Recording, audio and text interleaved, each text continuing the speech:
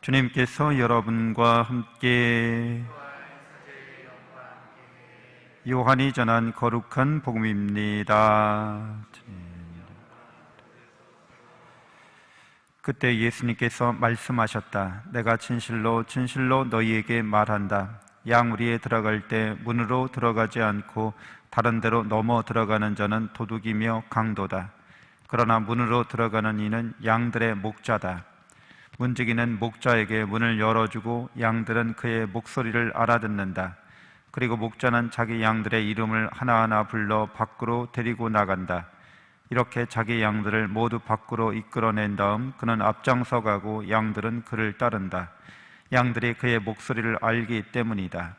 그러나 낯선 사람은 따르지 않고 오히려 피해 달아난다. 낯선 사람들의 목소리를 알지 못하기 때문이다. 예수님께서 그들에게 이 비유를 말씀하셨다. 그러나 그들은 예수님께서 자기들에게 이야기하시는 것이 무슨 뜻인지 깨닫지 못하였다. 예수님께서 다시 이르셨다. 내가 진실로 진실로 너희에게 말한다. 나는 양들의 문이다. 나보다 먼저 온 자들은 모두 도둑이며 강도다. 그래서 양들은 그들의 말을 듣지 않았다. 나는 문이다. 누구든지 나를 통하여 들어오면 구원을 받고 또 드나들며 풀밭을 찾아 얻을 것이다. 도둑은 다만 훔치고 죽이고 멸망시키려고 올 뿐이다. 그러나 나는 양들이 생명을 얻고 또 얻어 넘치게 하려고 왔다. 주님의 말씀입니다.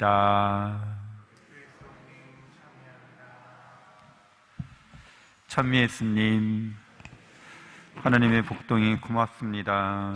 고맙습니다. 네, 오늘 같이 지혜서 1장서부터 5장까지 말씀을 함께 나누겠습니다. 지혜서는 하나님을 찾고 악을 피하라는 제목으로 시작하는데, 하나님을 찾는 지혜로운 사람은 자신의 생각도 자신의 말, 자신의 행위를 성찰하라고 그렇게 권고하고 있습니다. 생각부터가 어떤 생각을 하느냐가 중요하다는 거죠. 그래서 아무 생각이나 받아들이지 않는 거죠. 보통 우리가 생각이라는 걸 할 때 이런 생각이 침투적 사고라는 게 있습니다. 생각이 떠오른다든가 또 생각이 들어온다는 거죠. 내가 하는 내 마음에 들어온 거니까 내 생각이겠거니 이렇게 생각하면 잘못 생각하는 거죠. 주입되는 생각도 있다는 거예요. 근데 우리가 실제로도 그렇죠. 사회생활 하면 누군가가 하는 말이 또 그 사회가 추구하는 그런 어떤 목적들이 내 생각 안으로 들어와서 마치 내 생각인 양 그렇게 자리를 잡을 수 있습니다. 우리가 하는 말이 우리가 생각하는 것을 또한 말하기 때문에 내 말을 하는 게 아니라 다른 사람의 말을 하는 것일 수도 있습니다. 자기의 마음을 잘 성찰하고 살펴서 어떤 생각에 대한 분별심이 있어야 되는 거죠. 우리는 그걸 식별한다고도 합니다.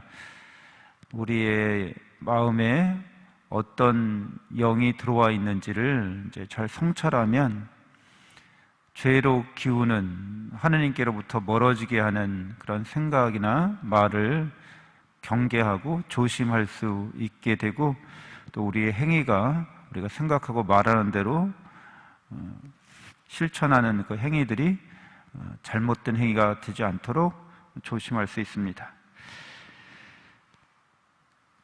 지혜서는 특별히 이렇게 선하게 살려고 하는 의인들과 반대되는 악인들에 대해서 그들의 마음속까지 꿰뚫듯이 이렇게 통찰하면서 서술하고 있는 모습이 보여집니다.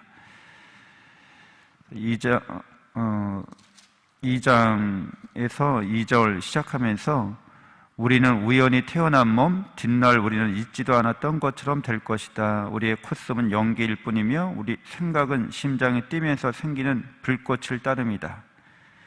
유물론적인 우리가 생각하는 것도 다 이게 물질에 의존하고 있는 거다. 우리는 우연하게 이렇게 살고 있을 뿐이고 다 허무하게 떠나버리고 말 테니까 몸을 갖고 있는 동안에 모든 쾌락을 다 누리고 또 어떤 악행이랄지라도 다 행하자, 이런 식으로 이제 주장하고 있다는 거죠.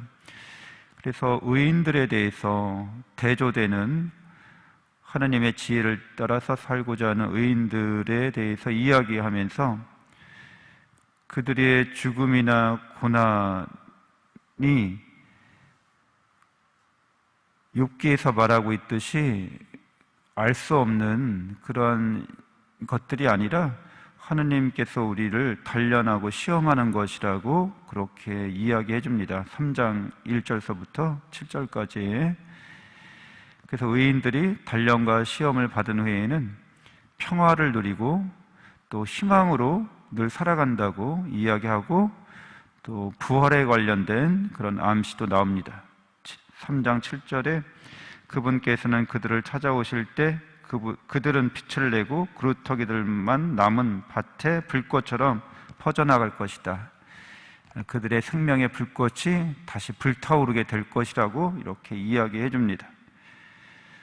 그래서 우리는 점점 더 분명하게 죽은 이들, 의롭게 살다가 또 요절하거나 순환당하고 고통받는 의인의 모습을 보게 되고 그들이 죽음을 넘어서 영원한 생명과 행복 속에 살게 된다고 하는 이런 발전된 사후세계관이나 또는 죽음의 문제에 대해서 또 고난과 고통에 대해서 더 한층 발전된 대답을 신앙 안에서 성숙한 답변을 듣게 됩니다.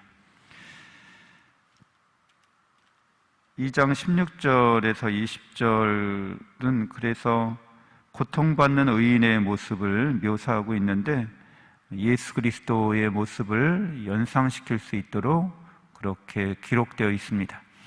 우리는 부활하신 예수님을 통해서 하나님의 영원하신 사랑을 깨닫고 확신하게 되었습니다. 그래서 우리의 삶을 고난과 역경과 시련이 닥친다 할지라도 하나님의 말씀에 따라서 살아갈 수 있는 그런 지혜와 용기와 능력을 덧입게 되었습니다. 오늘 하루도 하나님의 사랑 속에서 그분의 사랑의 실천을 통해서 열매 맺는 복된 하루 되시기를 바랍니다. 잠시 눈을 감고 묵상하겠습니다.